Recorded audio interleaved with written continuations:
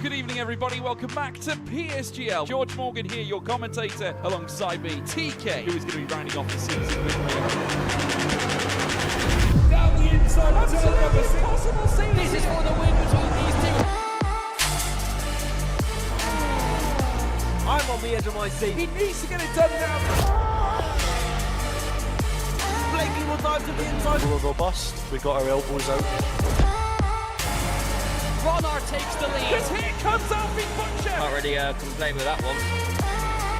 It's not going to be easy. The pressure is on, of course. Yarda Watmere is your champion. And good evening, everybody. Welcome back to PSGL once again for PCF2 Round 8 of the Season 42 Championship. 3 rounds left to go in a championship which turned around heavily when we left Singapore last time out in round 7, where now Tony Hietala leads the championship with 3 rounds to go. It's myself, Nathan Richards, in the commentary box, as always, alongside Omi. And Omi, 3 rounds left. Belgium is the next track that the drivers have to tackle. You'd imagine around here, qualifying is heavily important. Yes, absolutely. I mean, longest lap when it comes to the calendar, it means that you've got to do a lot of great work when it comes to the 1 lap over 18 minutes. And then, you know, you can get stuck in trains. So the race is sometimes not ideal, which is why you need to make sure you absolutely nail qualifying first of all. And that's what the drivers have coming up in a few moments' time. Certainly. Taking a look at the standings as well, of course, as I said earlier, Tony Hietala is your new championship leader by 8 points, which in PSGL, because of the way our point system works, 8 points is quite a lot. Ahead of Cameron Dales in second, who's now only 1 point ahead of Conrad Bohm, who of course got 6th last time out in Singapore. Could have been a lot better if strategy went his way. Sergio Sobrino, and like I said earlier, has got given the podium tax. He's only got 2 podiums and a 6th place, and that's bumped up to 4th place in the championship on a whole, with Nelson Alves running off the top 5. Very disappointing last couple of rounds. Of course, got a ban in round 5, along with that disqualification, and then of course DNF'd last time out in Singapore after some damage early on. And I think another thing as well to speak about, Tom, is the amount of drivers we've seen on the podium this season. I think there's about 13 drivers in total that have been on that podium. You know, we've had a new race winner, I think every race bar last time out in Singapore. This is a really close contested season, isn't it? It really, really is. And the tracks have really assisted with that because, of course, we've gone to some circuits that we don't usually always see. But with it being now the last season on this half of the game cycle, basically, of course, they're having to now push and put some of the circuits that we haven't seen and some of the circuits that have come up less frequently. And then, you know, your Belgium, which is on every single calendar. That's what we've got here today. And then we're going to conclude our season with Abu Dhabi and Jeddah, which Abu Dhabi usually plays host to the season finale. We've put it as the penultimate round, but we'll still end under the lights around the Jeddah Corniche circuit. And that is going to be really, really exciting, especially this season with what looks like a championship battle. But with the standings we've just seen, as you say, 8 points is still a big buffer. With our point system that we have, he's basically got about half a race worth win, basically of an advantage. He's got with 8 points. So Hietala needs to just keep doing what he's doing, and the others in behind have to try to stop him. Certainly. I think definitely Cameron and Conrad are there. Sergio, it's a bit of an odd one because start of the season took the win, had a really poor run then of 2 DNFs and a 15th. Then of course has came back since after round 5 and has got a P6 and a P2. So you'd imagine here, even though we sit here and think actually, you know what, he's probably out of the fight, you never know. He's only a win away from being at the top of the championship. And well, we head to Belgium and we all know that the Ardennes Forest has its own little climate. Well, it certainly has today because at the start of qualifying, Naomi, it is wet on track. Now, the one thing that we don't know, and we'll keep it a surprise for everybody as well, is that we don't know if the weather's going to get any better, any worse, or if it's going to stay the same. So it's either going to be a full session of just going out there and trying to improve, or maybe it could be a one-lap shootout at the end of the 18-minute qualifier. For some reason, we just keep getting affected with wet qualifying sessions this season. We've had so many of them, and we've got now another one. Which, yes, I mean, previously so far what we've seen is mostly it's dried up, and we've had like a great finish. Whether that'll be the case this time, well, that remains to be seen. So yes, it's another wet qualifying session, another chance for the grid to be slightly mixed up before the race, and of course we award a single point, which in this type of championship can be very, very important. I mean, I love mentioning this every single round, so we'll continue that on. Luke Smith, of course, winning that championship in our second season that we had at the time of PCF2 by a single point. So, you know, it can come down to those few points by the end of a campaign. So this pole point can really be the difference at each and every one of these rounds. Certainly. And the first car out on track is our championship leader, Tony Hietala, in the Red Bull car, of course, was trailing behind all season long until that race win last time out in Singapore. It's been a poor couple of rounds for Cameron Dales, hasn't it? hasn't. I wouldn't say he's not settled in because he did very good at the start of the season. It's like he's kind of lost something in these past couple of rounds. Hasn't really been there on pace. Of course, yes, he probably could have just about got in the top 10 if he didn't have the collision with Largo in Singapore. But yet again, he would have probably been no higher than 8th or 9th. So something's not quite clicking here for Cameron. Whether that's a lack of practice or maybe just unfortunately a long run of tracks which he doesn't like has started to come up. But you'd imagine now with a 13th and a 12th, tonight he needs to get back up into the top 5 if he wants to fight for that championship. Because you'd imagine if he doesn't score again here, Tony's licking his lips at that because he's got such an opportunity just to, maybe just even score points. It doesn't matter where, just get something on the board. Yeah, and I mean, it's kind of felt like that he's the Cameron doubts that we've had on the first 2 seasons of this game cycle, where it has just been results mostly nearer in that mid-pack. I remember he had a stand-up performance in Las Vegas a couple of seasons ago, and was very nearly on pole in Season 40 around that circuit. And then Season 41, it was really a continuation, showed a few more signs of returning back nearer to his best. And then at the start of this season, yeah, he's absolutely shown that it's all gone a little bit downhill for him, and some of the advantage that he had was lost. But he proved at the start of the season that he's got some great pace with that win that he had on the streets of Baku, a dominant victory as well, we have to add.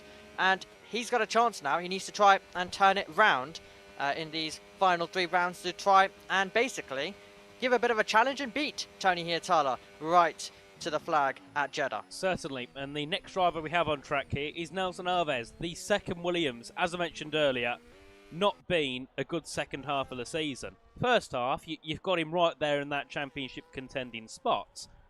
Since round 5, it's not gone well. Of course, as I mentioned earlier, if you're just tuning in, he had a disqualification for what happened in the Netherlands, which gave him a ban for Brazil. Then had a DNF after silly contacts, which he didn't need to make in Singapore. So he's got 0 points in 3 races where he probably could have got at least a podium in the Netherlands before what happened. He could have, I think he was running up in the top 10 in Singapore. You've lost at least 10 or 15 points there, which puts you right on the back of Tony and Cameron. So big shame for Nelson. It's not over yet, but you'd imagine with the way it's gone so far, it might as well be over in terms of fighting for a championship, as we will have Tony make his way through Blanchimont down towards the bus stop chicane, or the chicane there, whatever it's called nowadays. Makes his way onto the brakes, gets the car turned in for the 2 apexes. Of course, try not to lose it on the power here on the exit of the final corner because of the grip in the wet. Up to the line, it's a 1:57.832. I'd say, Omi, that's a great lap or a poor lap, but I don't know what the reference is here. Yeah, and I mean, we've got difference in conditions as well as we make our way right to the end of the lap, the final few corners, and we're rounding them out now with Tamas Kokeni over the line. He'll now go, and that will be second placed. Alves surely had a bit of a moment or wasn't pushing on as much. That's why he's fought a couple of seconds away. Same with Elliot Tomasetto. Tom Roberts is now who you're watching, one of our race winners from this season as well. In the madness that we had at Zandvoort, and he's just come over the line for 6th as Sabrino goes 4th.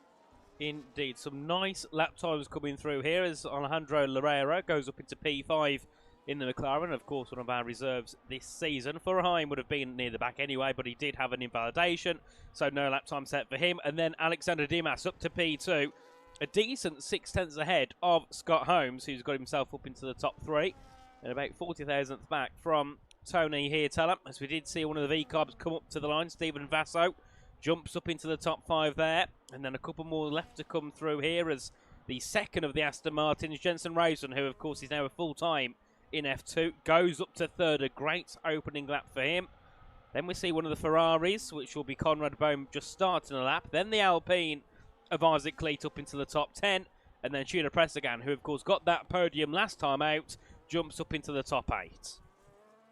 Mr. Consistent as well across this campaign, has scored points in every single race that he has started in, which no other driver in this field can say. Okay, we mentioned that Conrad Bohm began a flying lap. Well, here he is now, making his way right to the end of the Kemmel Straight, right to the end and to the corner of Lecom as he gets ready to end this first sector and now begin the attack through the middle part of the lap where, I mean, in these conditions you can really gain or lose a bit of time. He'll of course be hoping that he can very much maximize, very much try and get himself higher up the order. The driver who of course is third when it comes to the points battle so far this season with the win that he had in Brazil, a circuit that he always goes so well at, but now it's time to see what he can do here in Spa. Elliot Tomasetto, now the new driver to go top, and the man chasing some momentum in this championship battle takes it away. Cameron Dowds, now P1, but the circuit can be moving forward all the time. Of course, we don't know what precisely the conditions will do, so we'll follow the times and see how it's all going to play out right till the end of this session. Lucky for Bohm there at P1. He definitely went all four wheels over the racing line, and, well, that's gave him somehow not an invalidation. He continues on in the Ferrari, and we'll see whereabouts he can go in the lap times once he's got it on the board, as Oscar Furheim goes up into P5 in the Mercedes after not getting a lap on his first venture out on track. So he's got going once again and found a chunk of time in that Veloce Academy Merc. Here is Conrad Bohm now making his way through the final corner. Another Veloce Academy driver. Bit of a slide through the final corner up to the line. Where can he put himself in the Ferrari? Goes P12. Certainly has the pace to be a lot higher. Then I want to have a look here at Francesco Largo, who of course has had a podium this season, has been right up at the front of the order in qualifying so far, and down in 20th at the moment. Definitely wants something on the board here as he makes his way through and towards the final couple of corners. What can the V-Carb do at the moment? His teammate is in P9. He heads up to the line and goes onto provisional pole by nearly a whole second, a 156.981. Yep, so he's now very much powered his way all the way to the top, and we're about to get the responses from the other drivers. Nelson Alves, the latest one to go on the attack now through to the end of the lap, but we'll see where this will put him. Of course, he finds himself massively off the pace at the moment in terms of F2 standards, so but by the end of the lap, recovering it all, and it's now 1 minute 56.302 with the circuit continuing to improve all the time. So he's now been able to get himself to the front, and we should expect more and more drivers continuously as the session progresses on to be doing exactly that. Roberts, now the next one to send it over the line, and he slots himself up to second place. Indeed, and Scott Holmes as well up to third at 56.9. It's clear that the track is getting better as the session goes on. As we do also see as well, I think it's Loureiro back up to P5 with a 157.1. So a lot of drivers finding crucial time on their laps. What about Ellie Tomasetto? Not on an improvement at the moment, but he'll start another lap here in this session. We do see Isaac Leet now making his way through in towards Kerpool Frere and down towards Blanchemont Corner. Currently down in P17, has got about 3 seconds to make up to pole, but has found over a second and a half in the opening two sectors here. So I'd imagine this will be a really good lap here for the Alpine. His teammate, Elliot Tomasetto, up in P8 at the moment, so definitely going to be flirting around the top 10, I'd imagine here. Will Isaac, because he makes his way through the final corner now then, of course. Foot to the floor, up to the line here. What will it be for Leet on his second lap of the session? Goes up to P7, a 157.595. A nice lap there from him, as the only two yet to set a lap that are on track is Race Imtiaz and Larry Tulke. Larry's up at Sector 1, and Race Imtiaz now just making his way down the Kemmel Straight. So a few more drivers here, I think, Amy, looking to improve on their lap times. Yeah, let's see what they're going to be able to do. Imtiaz only in the top 10 once so far this season when it comes to qualifying. That was in the qualifying session at Baku, round number 2. So he's had to very much wait a while. It's mostly just been results that have been 15th or lower. Was very nearly inside the top 10 last time out at Singapore. That was P11. So it's very much been on the lower side for Imtiaz, but he'll want to try and turn that around, and he'll want to make sure that he is a contender when it comes to this session and for the remainder of this season as a whole. This driver will absolutely want to as well, because we remember we were talking about the storyline of how the championship fell away for him last season. This season, it's basically going in the opposite direction, but in his favour, where now he's the one getting the big advantage, and he's the one who's got to try and control it in a way that Luca Rapassa did last season, driving that Red Bull car. This time it's Tony Hietala, and now he's trying to make this campaign his campaign with 6 minutes to go in this qualifying session. Let's see where this lap time is going to put him. He's kept it decently clean so far, but with everyone else improving, he'll need to follow suit. Indeed, as Larry Sulker goes quickest, a 155.894. A great lap there from the McLaren. There's a few more making their way through here. Just keeping an eye still on Tony Hietala. 11th moment, of course. In one of these sessions, you never quite know where anybody's going to go as Bohm goes quickest. And of course, this is one of those sessions where you can be P1 a minute later down at the back, just because of how much quicker the track is getting. So Hietala needs the improvements up to the line. He goes quickest by 7/10 of a second. A great lap from him, as we do have Tudor Pressakan making his way through Sector 2, and we have both of the Kick Sabres making their way up to the line as well. The first one being Tamashko Kenny, who's not had a good qualifying so far. He's nearly 3.5 seconds off the quickest time. He goes back into the pit lane, so he won't find time this time around. So a lot of pressure going on to him with the remaining 5 minutes. What about Alexander Dimassi? Will he be looking to try and improve on the lap? That sits him at 13th at the moment. As he heads onto the brakes, we know that Dimassi's good in qualifying. Hops both of the curbs at the insides of the chicane, then heads up towards the line. What will it be for Alexander Dimas? It's going to be provisional pole by 0.4 of a second ahead of Tony Hietala. So we have a great battle on here, Omi, and it just shows that maybe the last one across the line could be the one to take pole tonight. It really, really could. It could definitely come down to, as you say, a situation of who can be last over the line, maximize the lap, and really, you know, the extra thousandths of a second, the extra tenths that they'll be able to get, just being later on the circuit, getting the better circuit as well, and getting the better grip, and that could very much be the difference. That's what these qualifying sessions can come down to, and with the rapid improvement of the circuit that we're seeing time and time again, it definitely suggests that this session is heading in that direction. So that's something that the drivers and teams will, I'm sure, all be trying to work out. But another thing, of course, they'll have to be careful. They cannot let themselves get caught out and like try and push so late that they don't even make it to the line in time. So they're going to be assessing a few things, drivers combined with their engineers at this moment in time, as we enter such an important part of basically the entire day with how this game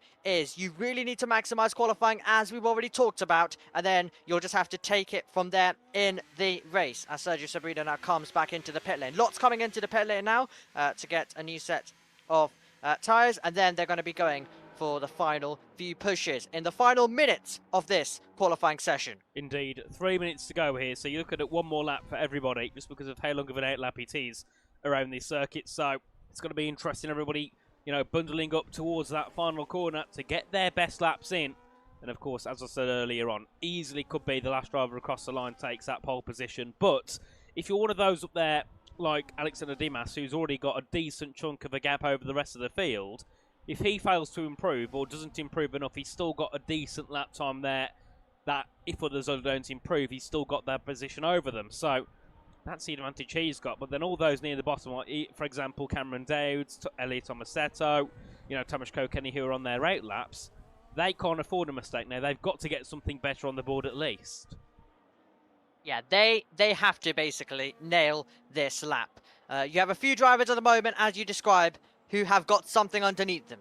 They've got something to work with, where if they do lose it all in the final run, they won't completely fall down the order. But if that was to happen to some of the drivers lower down, you know, they are staying there. They're absolutely guaranteed to be staying there and not in an ideal position when it comes to this session. So you must improve. You must take the step forward across this point. And now we've got absolutely everyone beginning out laps, some beginning push laps as well, all the while, and we're about to really get an interesting order by the end of this in the next few minutes. Let's see who is going to be able to take this one as we continue ticking down on the clock and the drivers continue circulating their way around one of the great circuits. Indeed, as we do see Isaac Leet and Elliot Tomasetto, they're not on laps, but they are they're just doing 2 out laps here, so they're not pushing at the moment. So they'll get a little bit more heat in the tyres, but it also means that for Isaac's sake, he will be one of the... Never mind, I was going to say he's going to be one of the first to go, but it just means that it's one of the Williams, which will beat Nelson Alves. But because there's that many blue cars on the track, you don't know who's who until you scroll through them all. So a big lap here for Alves, but is it a bit much here by going earlier than everybody else? Because it's put himself under a lot of pressure that if the tractors get better over the next minutes, he's probably cost himself the chance of a pole, maybe. Definitely could be as well. There is always pros and cons, but it definitely seems like there's more cons to this at the moment. But we'll see by the time he comes over the line and gets to the position. Of course, everyone now beginning to wait right down at the end of the lap. Kind of things that you see in Formula 2 and Formula 3 qualifying in real life at this part of the circuit. But yes, if you're really at the back and the clock's really ticking down, that's one thing that you cannot absolutely afford. And Sergio Sabrino getting into the back of the McLaren. It's really getting tensed out there on the circuit. He just wants to get on with it, doesn't he, Sergio? Is that one of the other Red Bulls? Race Imtiaz going deep into the final quarter, all trying to skip the queue here as we head into the final parts of qualifying, and they've got to hope they can get to the line in time, especially one of those at the back, as Boehm's been given a penalty, so that means we will have a restart at the end of qualifying to go again. We've got 5 seconds to go. Some of them might not make the line as we all head our way to begin our final laps. Will everybody get across? No! 4 drivers do not make it, and four of them are the top 5, apart from Tony Hirtala. So they've all left it too late and will not be finding any lap time improvement. The first one that will be looking to set a lap here is Nelson Alves. He's up here in the first sector. We'll see shortly what he's found in the middle sector. But this is really going well for him here as he makes his way through Lafanya chicane. Gets the car coasted through nicely, then down on towards the brakes, in towards Savalo corner. This is where we'll see his sector 2 time through here. It's a split of a 122.0, 3.6 seconds found. So definitely those in the top 5 are not going to be anywhere near the top of the field unless others make big mistakes as we make our way through Blanchimont for one more final time here for the Williams of Nelson Alves. Of course, everybody else all filing in behind, looking to try and find time. Let's see what the Williams can do as he heads into the final couple of corners now. It's one run to the line for Nelson Alves. What will the benchmark be? A 151.889. Everybody else will all follow suit through. Cameron Dades being the next car to cross the line. Can he take that pole away? Yes, he can. By 1,000th of a second. Everybody else yet to come through here, Omi. This could be a great ending to qualifying. Really, really good. Dowds, Alves, Holmes, your top 3 at the moment. Kokeni now the next one to go top, and he's got a 2/10 further buffer. Let's follow these drivers over the line. Sabrina, one of the last few, is here. Tala now goes to the top. Let's see what the rest of them will do. Indeed, as we've got a few more left to cross the line. One of the Mercedes goes up to P9, does Furheim.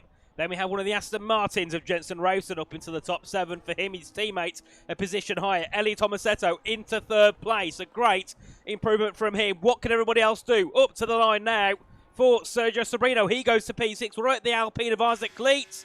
I don't know where he went. It wasn't pole because we didn't see it flash up. I think he was a little bit lower than P6 there, but a great ending to qualifying. We'll have a look in a moment where Leet did pop his Alpine, and it was... I don't even think he found time. No. Down in 19th, but there we have it. It will be Tony Hirtala on pole position once again this season, ahead of Tamas Kokeni. 3rd is Eli Tomasetto, followed by the 2 Williams. Sabrino in 6th, ahead of Holmes, Vasso, Largo, and Race in your top 10. Then we have Roberts, Lerero, Furheim, Imtiaz, Dimas, Pressakan, Bohm, Tulke, Leet, and then top 8, your full 20 on the grid. And of course, I mean, we will have a restart because of Conrad Bohm's penalty. So yes, that means we'll have to get going again shortly. But what an ending there to qualifying. And, well, here tell you, you'd imagine, you know, he's on it again. Just say Dave's just finishing P4, is again increasing that gap by like 8 points. Yes, absolutely. We're most likely, as we already described to you, to be heading now to a restart due to the penalty that we had come in.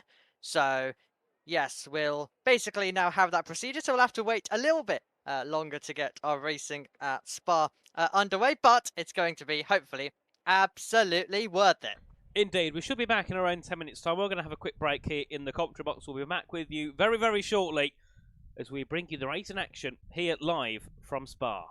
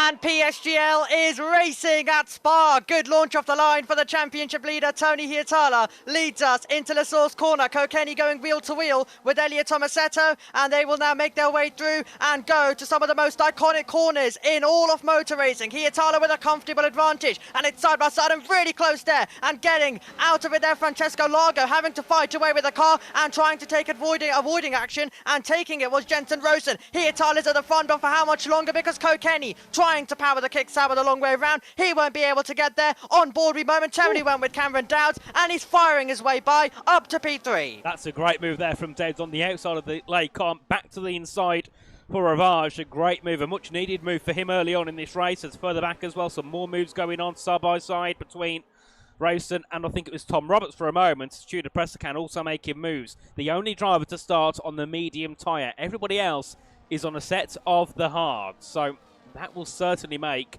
this race interesting when it comes to strategy for Pressecan, if it's going to benefit him or not, as he's making moves early. Another move made. Into 13th goes the Haas car. Then next for him will be Oscar Furheim in the Mercedes. But a really good start from him. Then up at the front, a tremendous start from Tony Hietala, nearly breaking the DRS gap to Tamas Kokeni on lap 1. Absolutely. Well, momentarily had to throw a slight defensive shape when we made our way into Lecom, but it was well covered, and now he's absolutely trying to pull away, and that is why Kokeni is having to try and deploy some of the battery, get back within range, and try and make sure to keep it close at the moment. Pressecan, the only driver on that medium compound of tyre, is trying to fire his way by and looking to try and make a move further back. He was up against Francesco Largo. At the same time, that's a late send, possibly being instigated by Nelson Alves, and he is going to execute that one, and he'll find himself moving ahead of Elliot Tomasetto. That's P4 now on the circuit. Indeed, and also being told that it will rain at the end. Now, if that's the case, that makes me wonder why everybody's on the hard tyres. Maybe they're all going to stretch it to the rain, if of course the rain's going to be bad enough for intermediate tyres, but we'll keep an eye on that as the race goes on. Now we move to the outside for Ellie Tomasetto. That allows, because of the ball breaking, a possible move to the inside for Sabrino, but he has to back out as they head through the exit of Lake down towards Brussels corner. Up the inside goes Sabrino. Can he get a car length ahead? He can. Alongside Tomasetto, they still carry it side by side through in towards Jack Eak's corner. Still great battling here by the two of them. Sabrino goes off into the gravel. Oh, and I don't think it's spotted. Scott Holmes on his inside in towards Pouon corner, who looks to make the move up the inside, and off the road goes Sabrino, and still about. Keeping ahead will be Scott Holmes, but Sabrino has that inside line in towards the chicane. This is some great battling, but Sabrino starting to drop back here potentially. These two refusing to give it up, and it is the Ferrari exiting ahead. So Sabrino ahead of Scott Holmes, but this is going to be losing them time, and that's not what they want. I mean, the top 5, the gaps are stretching to very nearly outside 1 second between them all. Vasso now is looking to try and take advantage as we throw it down into Blanchimont, placing that Racing Bulls car on that outside line, and then he'll try and keep it close and wait for the chance into the bus stop chicane. But I think also Scott Holmes is going to be in the mix as well, so they're both kind of either side. Vasso's got past 1. Can he get past 2 out of the corner? It's going to be a drag race between them and the two teams from Italy. Sabrino just ahead off Vasso, and then Scott Holmes losing a place in all of the battling that was very much going on, but basically nearly an entire lap between them all. Indeed, but look what that's done. It's lost Sabrino the 1 second gap, so they're done for now in terms of fight for the top 5. Most of those down at the bottom. Sorry, well, I'll say it up from the bottom, from 6th down, because they're not in that train. They're going to lose so much time without DRS, which is really not good for their race. The same can go as well for Alves, so it means the top 2, as it will be Tamashko Kenny who takes the lead. The top 2 can start to fly away. Sabrino down to P9 down that one straight, and that's just the an example of how not having DRS can affect you. They've dropped 4 positions now with Sabrino, and potentially could be 5 as Jensen Rayson's looking for the move down towards Brussels corner. But yeah, a really good move there from Vasso, and he's got to work together now with Roberts to try and bring that gap down so they can get back within a second of Elliot Tomasetto. If they can't do that, their race is over in terms of fighting for higher positions. Yeah, I mean, it was glorious racing at the time, but it wasn't the most helpful for their race, specifically at the moment. And that's why they were all blasting past Sabrina, because, you know, they all need to try and get on with it and try and recover some of the gap. Because if this is one that they're going to really stretch long, then, you know, they need to try and basically maximize, and they need to make sure they are in the mix for that possible period of rain that we could get at the end, as some are suggesting. So it's very much another session for us this season that's going to be affected with a bit of rain, and we'll see how it'll shape things out later on, if it does have any form of an effect. Right now they're on the circuit. Imtiaz trying to make the move on the McLaren driver of Loureiro, and now they're basically side by side, and we'll continue this battle down towards La Source corner. Indeed, as just watching Gino Pressacan there for a moment now with Race Imtiaz, as those two are trying to get some early moves done in this race and get up even higher. Of course, Pressacan on the mediums, but Race Imtiaz has looked very quick on those hard tyres, as Larry Torquay looking to make a move as well on the back of Alejandro Loureiro potentially. So maybe it's not looking too good for the one in the McLaren, which is at the moment ahead of the other, as Imtiaz now under pressure. To the inside goes Loureiro. Torquay following him in behind, but he just sits back and lets these two battle, as off the track goes the one Red Bull and rejoins just ahead of Larry Torquay. But Race Imtiaz won't be happy with losing that spot, and I've noticed that's what's happened all throughout the first 4 laps here. Everybody's battling too hard and they're losing DRS too quickly. Yeah, it's been really a common theme across this field at the moment. They've all been battling really hard. Kind of the battling that we usually would see on a final lap or nearer to the final stages, where the drivers know they're in this position and they need to try and recover that position to try and get themselves in with a shot for something by the end of the race. But right now we're only in the early stages, and we're very much seeing a bit more of an aggressive approach being held by them. I do have some information, Omi. Lap 18 to lap 20, 25 minutes in-ish, full intermediate tyres could be used. I've had a chat with someone for some telemetry, and that's what they've told me. So that's why those may be staying on the hards, because they know they're going to be on a set of inters later on in the race. But of course, we know that when the drivers get given an estimate, sometimes it might be a couple laps earlier. So it could even be before lap 18 that we do see the rain make an appearance potentially. Yeah, and when it comes to nearer to the end, that is about the range, because remember, this is of course a very long circuit at the same time, so we'll wait and see when that will possibly come. But if you don't maximize at that time, that's where the race could be won or lost for a lot of these drivers, because remember, it's a long lap. So if you are doing an entire lap on the wrong strategy, that then is not going to be ideal for you if it does come to that later on. But yes, we'll wait and see. Right now, it is sunny skies. It's not set to remain that way.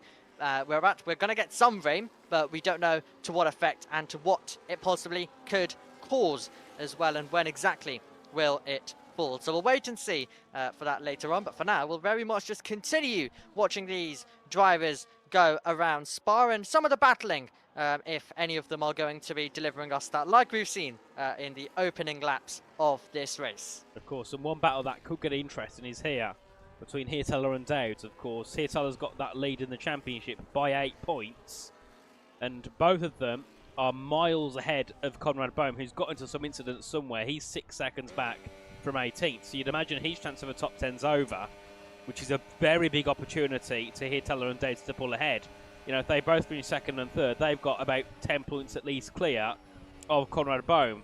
Hirteller could have over like 15 points clear of Conrad Bohm. So these two, as much as they need to battle together, they've also got to work together in the sense of pulling away from all those who later on in the season could try and come back with an advantage, as Tudor Prescani's in early in this race. Of course, we know rain is on the radar, so he's going to go into hard tyres now and then, of course, be quicker now. But also, once the track starts to get wet and he's got, you know, tyres with less wear, that will help him in that initial stage of the rain settling in onto the track. So once the rain starts to fall down, he should be a lot quicker than all the others.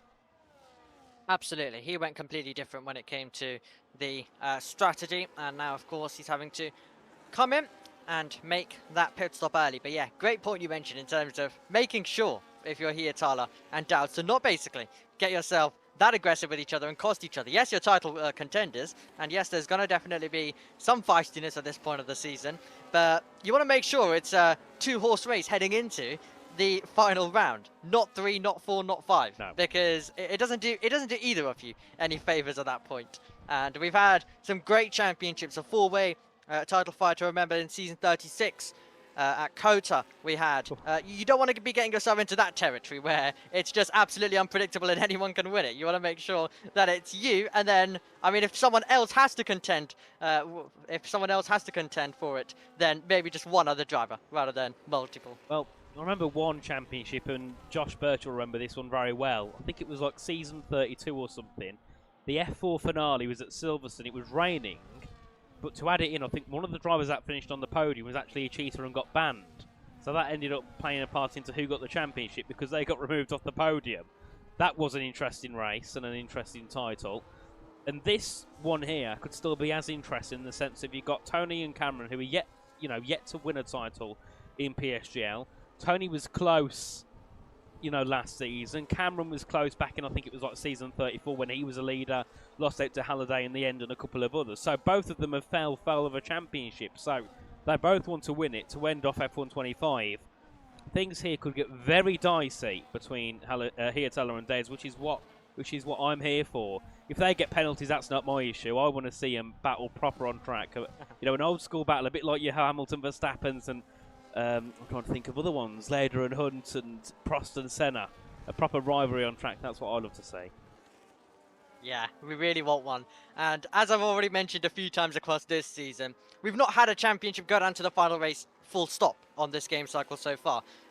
So to be rewarded with one which actually does have a battle where it's not a long shot, because as I said, we've not even had one where it's a long shot. We've just not had one full stop overall. So if we can get one where it's very much in the mix and you have two fast, rapid drivers both battling on circuit at the front in a wheel-to-wheel combat to try and win the title in the final race, then that will definitely be very, very exciting and will be a great way to end off this part of the game, and then we'll go into the next phase with the DLC and everything. Was you in the commentary box with me, Omi, for the finale of the E-Series season where Veloci Academy won it on the final lap? Or was that when I was with Josh? I wasn't in the commentary box for that yet. Oh, it's getting interesting. It Dowd's is. just looming large in the mirrors. We mentioned battles and rivals, and they all seem to start to close up then, as Cameron Dowds nearly went for a move on the outside of Tony Hietala heading down towards the final corner. It's not going to work out well there. Maybe there's an opportunity for a move here up towards, not up to Eau Rouge, up towards Les Combes after Eau Rouge and Radion. Of course, what I was alluding to earlier was when we had that great battle where a championship was decided on the last lap. That's what I love to see in the world of sim racing. You know, proper battles up until the checkered flag or the final whistle, however you want to word it. As we do have a great battle here for the top 4 between Kokeni, Hietala, Dowds and Alves, of course. And yet again, Nelson Alves shown that he probably would have been there in that championship fight if he didn't have the failed last 3 rounds. Because once again, back up into the top 4 and quite comfortably up into the top 4. And of course, that's still going to be a worry for Cameron Dowds because Nelson Alves is an aggressive driver. If he wants to move, he'll try and make it. So Dowds has got to be very careful of what he does. He wants to stay back from Tony Finay to keep that DRS and not to lose time, but also be careful of allowing Alves and Vassot behind come and fight him. Absolutely. And yes, I remember the E-Series one you're talking about. It was, I think, Josh JGM who was with you at the time. But I was watching that on. And yeah, it very much changed in a dramatic fashion. And I mean, it seems like mentioning battles and drivers are working well, and it's closing things up here. Also, that F4 season finale we had. I think it was season 39 where we had the championship decided on the last corner of the last lap with a dive bomb move by Tom Roberts it was, who's in this field. Yeah, we've had championships go down quite literally to the final corner here in PSGL. So who knows whether we could be adding one to the list. And to be fair, Jeddah is one of those circuits where it can actually very much be a drag race to the line as well, because of how the final part of the lap is laid out and how you get a bit of the DRS, and you can very much get close into 27, and then it very much turns into a traction race all the way until the line, like we saw in the F1 Sim Racing World Championship last year. Well, this has not gone too well for Tudor Pressacan because he's pitted early, but he's caught up to these two who are 12 seconds off. So he's got his teammate and Conrad Bohm ahead of him. So that'll be an interesting one for Pressacan to work through. Of course, he wants clear air, not whatever he's got here. As I'll try and look at them, and a move happens further ahead. As Jensen Racing goes into 9th, but Sabrino's back up the inside in the Ferrari, trying to retake that 9th place. Side by side here again, not good for Sabrino in the past. And this time he just decided just to lift off and allow Racing have the place. And then also Tudor Pressacan has got the double move made, and now is into 13th, but has probably lost about a second there in his challenge to try and regain all that time he lost from pitting early on. As we also see Francesco Largo closing in on the back of Sabrino as well. So it's pace here, not looking too good for the Ferrari. He's going to have to try and change something at some point in the race because he's just going to keep falling further back here, isn't he, Sergio? Yeah, and I mean, you know, he kind of emerged as also a bit of an outsider, I think, heading into these final 2 rounds in terms of the championship. If something went really, really wild, then, you know, he was there to capitalize on the championship, but it appears like that's just going to be completely gone for him, and he'll have to settle for those positions outside the top 3 when it comes to this championship, because it's another round that's not going his way. And, you know, the main championship contenders of Hietala and Dowds, they're having a good day and a decent day so far. I think it is fair to say 2nd and 3rd, and only a few tenths away from the lead as well. And here is Tony Hietala making his way through. DRS open then for the Red Bull man, pulling alongside, and will make an easy pass to hit the front here on lap number 10 of this race. Indeed, and pulls ahead does Tony Hietala. As a move being made as well for Sergio Sabrino. No, he's losing a move. It's move made for Largo, but then also Oscar Furerheim trying to go up his inside. Also goes ahead now with Sabrino, who drops down to P12, and it's just not looking good at all for him. Even worse, as now Alejandro Loureiro is on his rear as they head through Brussels corner, through towards Jackie X, and they continue on for the rest of the lap as we're on lap 10 of 22, and it is starting to get dark now here at Spa and the Ardennes Forest. So you'd imagine rain is probably on its way in around 8 laps time, which could make the end of the race very, very interesting. A reminder of a little bit like Russia 2021, when Lando Norris lost his first win due to not doing the right thing in the pit stop. Well, he didn't pit, did he? Due to not doing the right strategy. Coming to the end of that one, Lewis Hamilton, who went in a lap earlier, went for the inters, took a risk, and it worked. Maybe that could be something we see today between some of our drivers fighting for the win, because it's very touch and go here with when the perfect lap is to pit for those intermediate tyres. You pit a lap early, you've lost a ton of positions. You pit a lap too late, and you've also lost a ton of positions. You've got to be pitting on the right lap. As we head on to 11 of 22, and Tamas Kokeni here could be under pressure again now from Cameron Days. So that gap's down to 4 tenths, and Loureiro is in the pit lane. Hey, Loureiro then comes in to the pit lane, as you mentioned, and he's putting on a set of the medium compound of tyres now at this moment. So they're going a little bit different as we continue making our way through at the front of the field. And while the top three continuing to run very much close to one another, move further back. Scott Holmes has got past Tom Roberts. Roson's also in the mix as well. Rosen, I think, is also getting past Roberts as well. We join that battle live. It's still very much raging on. And Roberts back up the inside and still with 8th place. But yes, mediums now for Loureiro as he's going to get ready to rejoin the road and has done so in 19th. Indeed, so a bit odd to see Loureiro pit here because nobody else seems to. And with rain looming around the area, you'd imagine it's a bit of a risk there for Alejandro Loureiro, but we'll see. If it pays off, you never know, it could easily pay off. It might not pay off whatsoever at all as we continue our way on here on lap 11, so halfway through of this 22-lap race. And of course, championship-wise, it's 8 points that separates Dowds and Hietala in Hietala's advantage. And at the moment, you're looking at 2 positions of a gap between those two, and it would mean that there's another 6 gained if it stays the same, which would put that gap then up to 14 points, which is near enough a race win between these two. As I thought I saw a drop of rain, but oh me, my eyes are deceiving me now, because every time I hear rain's on the way, my eyes try and spot rain when it's not there. Yes, absolutely. It can be the case. But yes, we're on board, and we'll start to see whether we get any spits here or there, but it's definitely becoming cloudy. I guess we kind of know what's coming. It's going to happen at some point, but when? Because, I mean, we gave the estimate in terms of nearer to the end, but as we said, that's an estimate, so, you know, it can be a few laps earlier. I mean, it would be quite early right now on lap number 12, but it would very much change up the race, as that's another move at the front, as Kokeni easily gets himself back up to P1 on the road. And to be fair, it's the Williams drivers. They're close together, so when we do get to the phase where they do need to switch tyres, Alves seems like, unless he can get ahead, is going to be the one actually losing out. And that will apply for any drivers that are very close and they possibly need to double stack. Because as we said, it's a long lap, so it might just make sense. It might just make sense for both drivers to come in on the perfect lap, because going round once again might just lose you more time overall with how long this circuit is. Indeed, as we do see everybody making their way through into wars, Lafanya chicane once again. And, you know, some of those at the back could even get an advantage here, because if by the time the leaders get to the final corner, one, it might not rain, and you've got like another 10 seconds before some of the others make their way through. But then if it does start to rain, by the time some of them get there, like Presacan and Tope and Loureiro, the rain might be bad enough to go into the pits and they might gain there. Which is insane. Anything can happen here to work in anybody's favour as we shortly head on to the next lap of racing. On board here with Tony Hietala in the Red Bull. Of course, a big race for him, a big race for Cameron Dowds, but then also a very big race for Tamas Kokeni at the moment. Has only scored 3 points. P10 in round 3 and P9 in round 5. So for him, a win will boost him up, as I think the rain might be on the way, Omi. I think it might just be.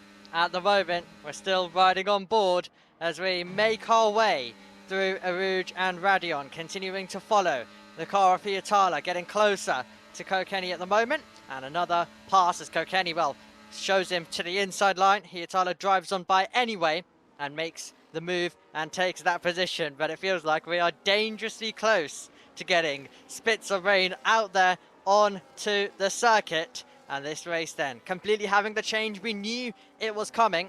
But yes, let's wait and see when those first initial spits come. And then the indication of when we possibly get DRS disabled, etc., etc. And when will be the time for it to change. sure it's raining slightly. I can see spots coming up on the screen. Yep, here we are. The rain's arrived. So that has not worked out for Alejandro Loureiro, has it? Because he pitted and the lane get my words out. The rain came 2 laps later. So he's what, 4 minutes too early? It's not worked out at all. And yeah, the first bits of rain then absolutely beginning to fall out there on the circuit. And well, it has now arrived. We asked the question when it would, and the time is now. So we'll wait and see, and we'll follow what these drivers are going to do in the next couple of laps. They'll all be assessing the conditions, but yeah, it might just be a bit about timing. And I think we were getting a pit stop coming in from Alves. So he's coming in, and a few of the drivers below that also diving it in at the same time. Yep, indeed, that's going to be interesting. A few coming in, a few staying out. So of course, that's helped Cameron Dowds. Well, I suppose also helped Nelson because he knows next lap Cameron's going to go in anyway, so he's got to go in earlier, unfortunately, which is a big shame for him in that train, as it'll be into... Oh! Vasso's gone into mediums! Oh, dear me. I think he's clicked the wrong button there in his MFD. Oh, dear. Yeah. Oh, that's a shame. That is honestly a shame. But yes, he's put on the medium compound of tyres. Yeah, I think he's put on the wrong tyre there, unfortunately. I think it is fair to say. That's a bit of a shame for him. But yes, let's continue now to make our way through. And then we should hopefully be seeing the next few and the next lot, really, diving it straight into the pit lane. Indeed, as Vasso's made a move ahead of Alves, which is funny. The rain's not quite there yet in terms of it being, you know, the Inter's being quicker. So for now, the mediums are probably a little bit better, but it's a fact of the lap time's, you know, over 1.5 minutes. Anything can change, and it might be fine now, but give it 2 corners, and it could be sodden wet, and the mediums won't hold up. You don't know how quickly the conditions can change on this game and in these F1 cars. So we'll have to keep an eye on this over the lap of how quickly or when Nelson Alves starts to gain in on the back of Steven Vasso. Going to be so fascinating to watch and see all of these laps, and as you say, it can very much change so quickly. And with this being the longest lap of the season, that can be very much defining as well in terms of how things work out and how things play out for the drivers. Okay, we go back to the front of the field. We're going round with our top 3. Is anyone going to make their way through? I think we're seeing a car in the background. That's Francesco Largo diving it into the pit lane. Not the only one. Oscar Furuheim also electing to go this lap. So is Alexander Dimas. So a few more drivers now deciding to jump on the intermediates and hoping the rain now really begins to just come down and they can get a lap's worth of an advantage on everyone else. Definitely. And this really hasn't worked for Nelson unless he can get it, unless it actually has worked, because whereas Largo and they fell even further behind, so it's actually worked for Nelson somehow, Peterson earlier, even though those tyres don't look ready. So they continue on. Of course, you've got a couple trying to feed into that gap as well. Jensen Rayson's there looking to make a move ahead for a home up the hill, as Sabrina's got given a 3-second penalty, and a great move there from Rayson to go ahead of the Mercedes. There's also Alejandro Loureiro battling it out with Tuna Pressacan on the back of Nelson Alves. Yep, so that's all going on at the same time. We're still battling down into Lecombe corner. So Furuheim, Rosen, Largo, all close together, but all still running in single file. Of course, Largo all over the back of Tope at the moment. So we'll see whether he's got the grip to be able to make that move. But yes, Nelson now was able to keep then some of that advantage out there on the circuit, even though it really didn't look like it was the optimal lap, but it appears like it's kept him ahead of those drivers. But it still appears like the intermediates, it's not completely working. There's Loureiro now making the move on Alves. So yeah, we're definitely getting a mix of what everyone is doing at the moment. Kind of what we wanted to see now heading into this phase. It will be so interesting to see who's actually played it right. It's just really, the rain is really weak still, as we do have Hirtala and Kokeni, but the rain's still really poor on track. Nothing coming down at all, really. But look at that gap that Vasso has got. 5.5 seconds over Nelson Alves. And remember, 2 laps ago, a move was made by Vasso, so he's gained nearly 6 seconds in a lap. So it just seems not to be here just yet. So we'll have to see what sort of advantage or disadvantage that Hirtala has ahead of the others. So heading down towards turn 1, you'd imagine he's still gained heavily on Nelson Alves, who's making his way now. Hirtala has already exited the pit lane. As they make their way down towards Eau Rouge and Radion once again, you'd now think that Nelson Alves is going to be in that prime spot because he is in net P3 here because Loureiro and Prazakan will drop off eventually. But yeah, that's actually worked out for Alves somehow. It just depends on what Cameron Dowds does, if his strategy can work, because now it does seem that the Inters are probably quicker. Yeah, Alves was able to follow decently closely to the back of Loureiro to be able to make that move then down the Kemmel Straight. So it appears like we are now beginning to head into that phase of this race. But yes, Dowds will be hoping it works out for him. If not, then it could be defining moments in this championship, whichever way things work out. There's so many points which end up being defining. Could this be one of them? Tony Hietala very much still has that advantage out there on the circuit for the moment. But yeah, the intermediate, Loureiro's now dropped 1.1 second away, so the Inters are getting better and better, and it seems like they can now possibly push just that little bit away from the slick compound of tyres. Certainly, as we just keep an eye here on Tony Hietala, that gap now coming down to Isaac Lee. It's 1.4 seconds now, the gap between those two. And we'll see when Dowds comes in. Is he staying out? No, he's in this time around. So we'll see what what Tom Roberts does, whether he goes in or stays out. He comes into the pit lane. Vasso, what does he do? Because he's starting to lose some pace. He continues on the mediums.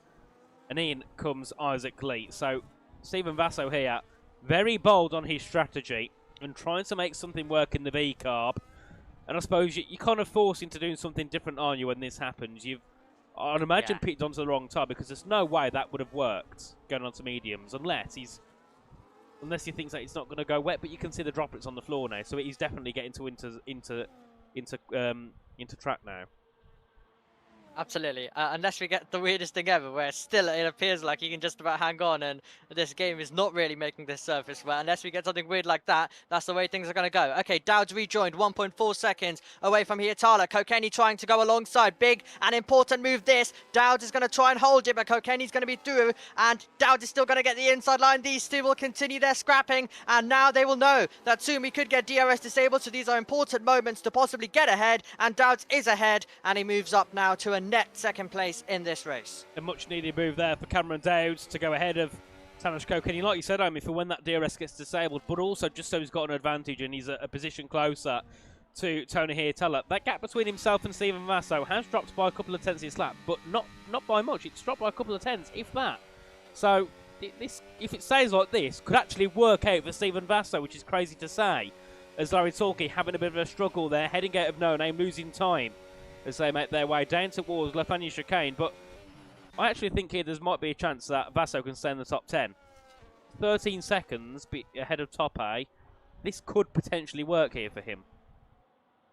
Yeah, and I mean, he's only losing a couple of tenths now in this middle sector to Hietala, so it's going well. So from an overall scale, he could still end up in a good position unless the game really just switches back to what everyone kind of would have expected probably at this phase. Vasso going on once again. Now it is 2 seconds. Now we're starting to see a bit more of a gain being had from the driver in behind of Tony Hietala, but laps are continuing to tick down.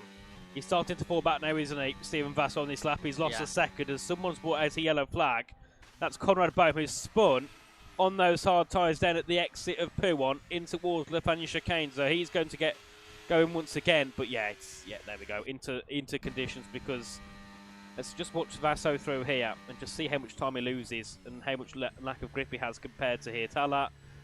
You can just see it's not going the way of Vasso at the moment. But then again, he's either tried something different or it's not gone terrible what he's done, because it could have gone a lot worse and he could have easily been at the back now if the rain got heavier about 2 laps ago like it normally does. It's very rare that the rain takes so long to get wet on the track. Normally it's here within a lap, and it's been like 4 laps and it's still not at prime conditions to the Inters, I don't think. Yeah, really. Now, turning out to be just one of those days here at Spa. We mentioned at the start when we went into qualifying that, well, this place can basically produce exactly what you're seeing. It did so in qualifying. Very much made qualifying interesting. Now in the race, I mean, Vasso's continued on, but you can see sliding absolutely everywhere. No grip. Hietala getting closer with every meter. And this should be nice and simple by the time he gets through into Blanchimont corner, pulling alongside, pulling ahead and taking back the lead. The championship leader a few laps away from possibly extending his lead at the front of the field and possibly getting himself a step closer to becoming this season's champion. But yes, Vasso now has lost one position, and he'll still very much make his way through and make his way on, because, I mean, he's kind of now in this strategy, and he'll just hope that there's some miracle that can make it work out. Indeed, and it seems once again here, it looks like Tony Hietala is doing a Max Verstappen. Was far behind in the championship and has brought it back, and now he's going to be 8 points ahead at the moment. He's going to, I'd imagine it'll be Cameron Davis in P2, another 4 points, so it's going to be 12 points gained. And that will mean then he's got a P2 over Cameron with 2 rounds to go. So it's a little bit like he's doing what Max did or tried to do against McLaren last season, out of nowhere, start winning and winning and winning. And yeah, as we've said, he's kind of doing the reverse of what happened last season. He lost the championship to Repassa in that way. And there is Cameron Dowds making that overtake. And as expected, moving up to that second position. About to lose 4 further points to his championship rival, as we've just mentioned. But yeah, as we've said, Hietala had to deal with the opposite last season when Repassa came roaring back from 17 points behind to a point in the lead. But yeah, he's done the opposite, and he's very much now not going to let this one slip, is he? He's had championship experience underneath him, and he's definitely utilising that as Vasso loses another place as expected. Kokeni takes his spot in the podium. Certainly. So 3 to go here around Spa. So around 6 minutes left of racing here. And Tony Hietala looks like he's cruising on to a second victory in a row. His 3rd this season. Nobody else has got more than 1 win this season. He's going for 3. But Dowds is bringing that gap down as Bohm has retired in the pit lane. Tom Roberts makes a move. Oh my God, what's happening here? Everybody's all caught up behind. This is about for 9th and 10th place. Roberts leads the pack. I think Presicam was probably the instigator of that whole kerfuffle there, as Nelson Alves makes a move ahead of Steven Vasso, and now Jensen Raveson goes ahead of Tom Roberts and moves up into P9. Oh dear me, it's all starting to get interesting here. Down into the final corner. Raveson, Roberts, and then it'll be Largo, Presican, Faraham all fighting through. And somehow Presican's kept it on track, and I don't know why he's not pitted. He's thought, why not? We'll stay out. Yeah, absolutely. As they continue to make their way through. Ooh. That was an absolute mess making our way through that part of the lap. Alves has dived it in, though. Now, that's interesting. Why is he pitted again? Well, I did see in the chat Carson F1 saying where he's going to be super high, but surely not to the point where you were aggravated to puncture after 4 laps. Surely it's not that bad with wear. Very weird for Nelson Alves. Don't know what's gone on there at all, because he's got no chance of a top 10 here. We are getting very much mixed decisions, and decisions that we didn't expect. It's all happening here at Spa, and I guess at the start of the race, when we told you the rain was going to come at the end, it was to be expected that we'd get something absolutely wild. Vasso's tried making this work, and now this is really the phase where he's beginning to drop position after position after position. The next few cars are only about 3 seconds away. Make that 2.2, make that under 2 seconds, and that's how quickly it goes, especially in this middle sector. And they'll very much be clear, and he'll be finding himself outside the top 10. Indeed, yep. I don't think any chance now for Vasso to stay in the top 10 as Conrad Bohm's after session. That's his championship, I think, pretty much over now, losing out completely. Of course, if Hietala and Dowds gaining at least 12 points each, that's going to be Bohm, what, like 20 points behind Hietala, so it's his championship done and dusted, so he's not bothered till the end, as Vasso is caught up in this whole train of cars, making it through Curpel Fret. They've all made it through. Vasso's into the gravel, and something that could have worked certainly has not. A big shame there for Vasso, because it at one point was looking to be a little bit positive for him in terms of scoring points, but I still don't understand this Nelson Alves pit stop. Keep an eye here on Alves, and we'll just see if he can bring the time down, as he does go past Vasso. Larry Talkie makes a move, but then again, he's actually caught up to the train. He's actually, they're that slow, he's caught up really quickly.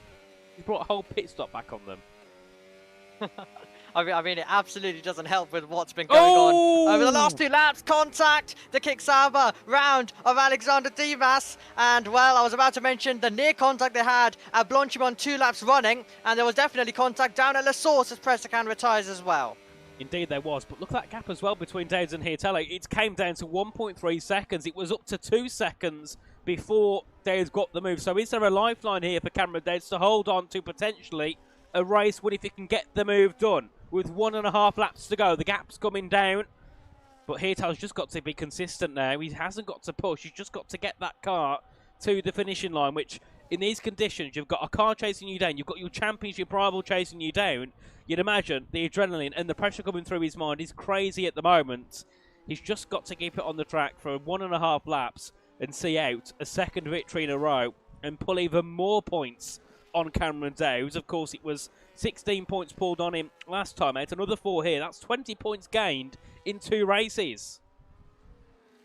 Absolutely. It really, really is. The gap just about over a second. Really going to try and fight his way in is Cameron Dowds to possibly try and just have a bit of an impact. Can he try and force his title rival into a bit of an error? Well, 1 lap to go, but it is the longest lap of the season. So if there is any circuit that it can all happen on the last lap, this is definitely one of them. Let's see whether Cameron Dowds can have the best last lap of his life to somehow get himself in contention. If not, he's on course to lose 4 further points out of the lead of Tony Hietala. Indeed, as that gap goes below a second for a moment, and then all these are, well, below a tenth, some of them for a moment, as Nelson Alves goes into 13th. Wrong car. There we are. Goes into 13th ahead of Isaac Cleat. If he can get points, fair play. Really, really fair play to Nelson Alves, considering he went for that pit stop. I'm going to send him a message after and figure out why, because I don't understand why he went in.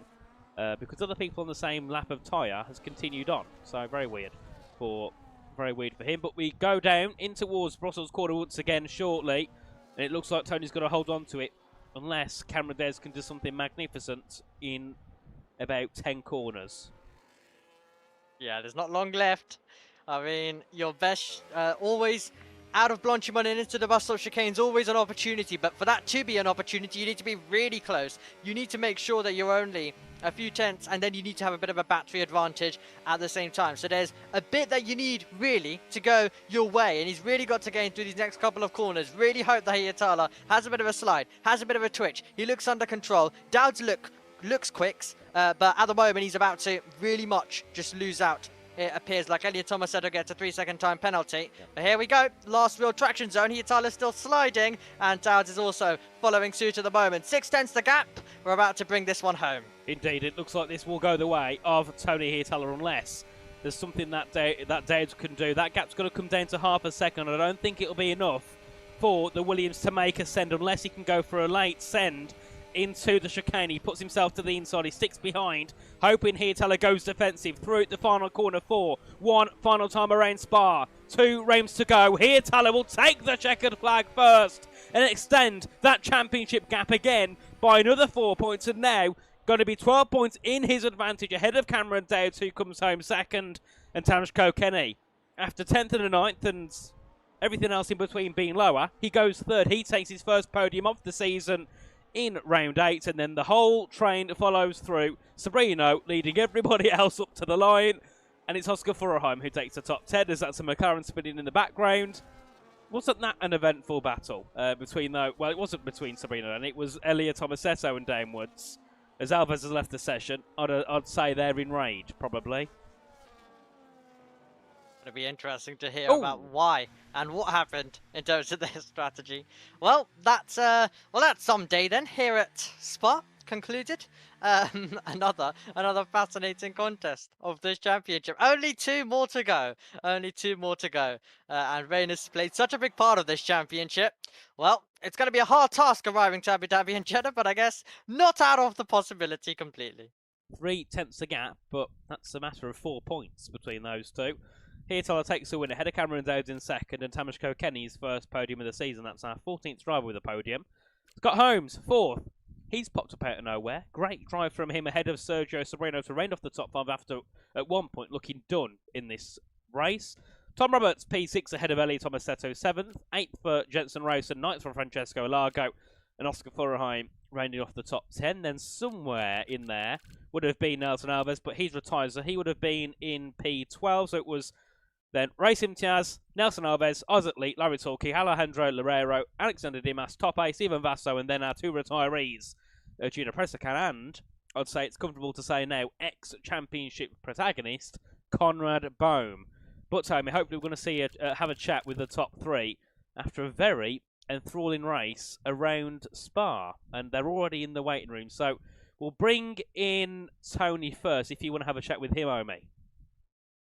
Yes, absolutely. We'll bring in Tony Utala, who has further extended that championship lead. And well, Tony, welcome first of all. You of course took pole position and then followed that up with the victory in the end, and you've gained 4 further points to make it 12 points. Your lead heading into the final 2 rounds of the season. How does it feel? It feels great. It was a great race with really good pace in the rain, especially. And this perfect strategy as well from the engineers, so it was a great race overall. Really, really was. And I mean, over the last few seasons, you've always been very quick when it comes to qualifying.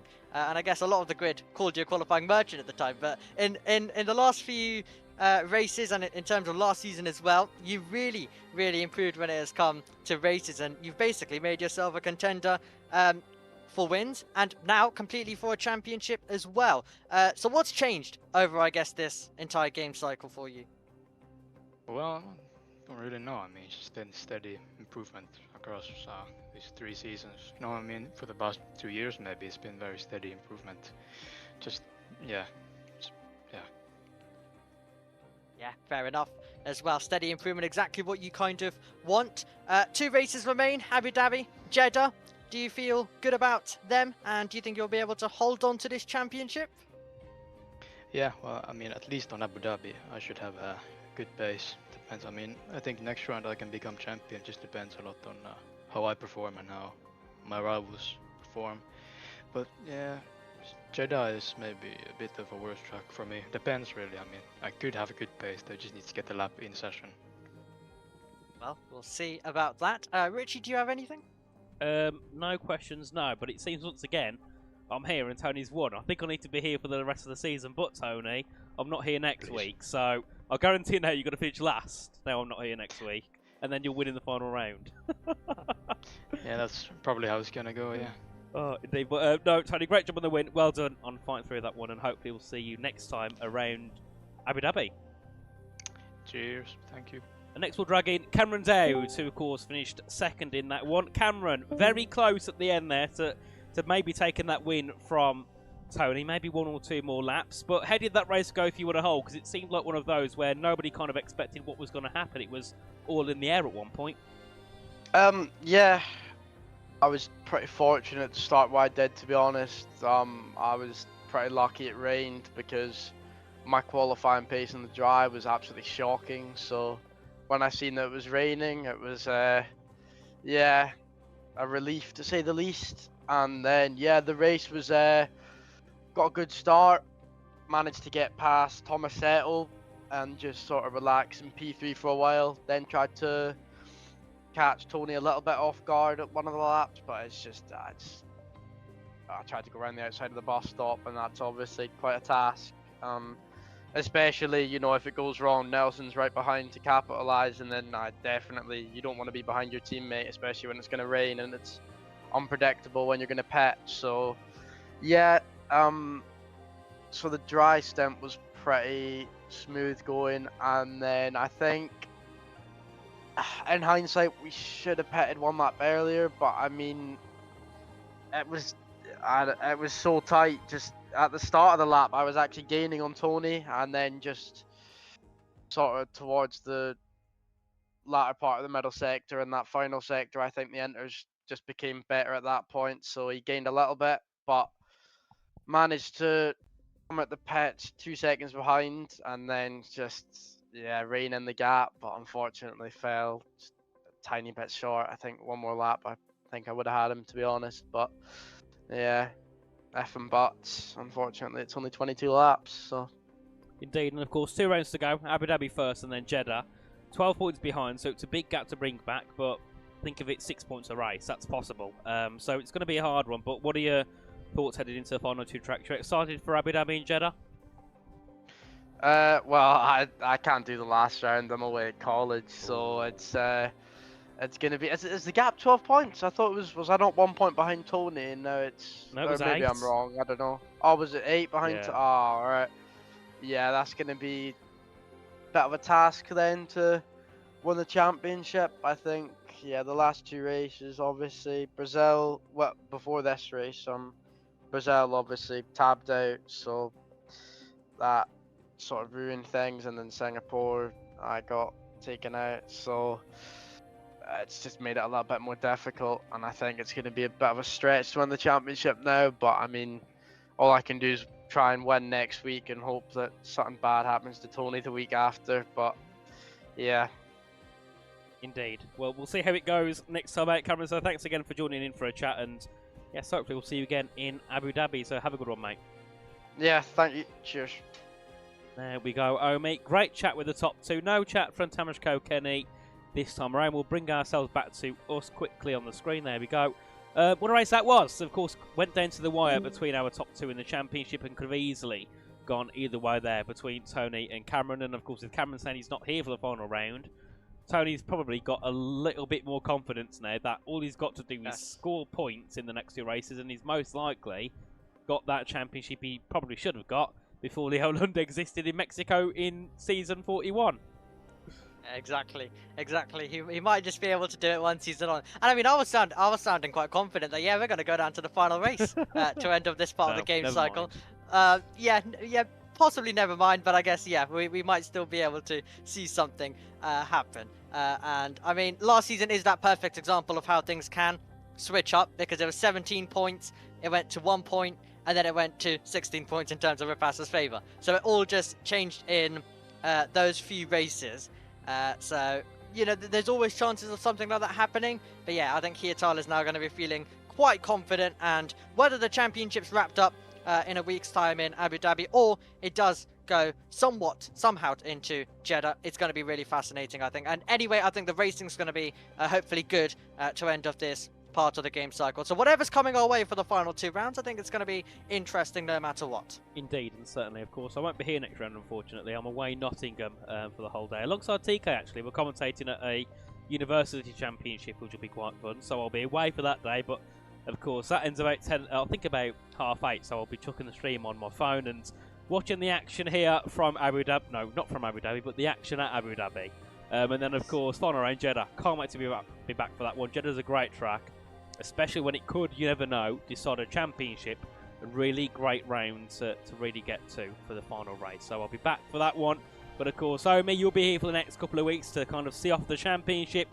But that's all from us here in the commentary box this evening. Of course, next week we're back for round 9, and then the week after we're back for round 10 as we head off to Jeddah to decide that championship. So once again, a big thanks to everybody for joining. We'll be back next week for more action. So have a good evening, have a good weekend, and we'll see you next time. Goodbye.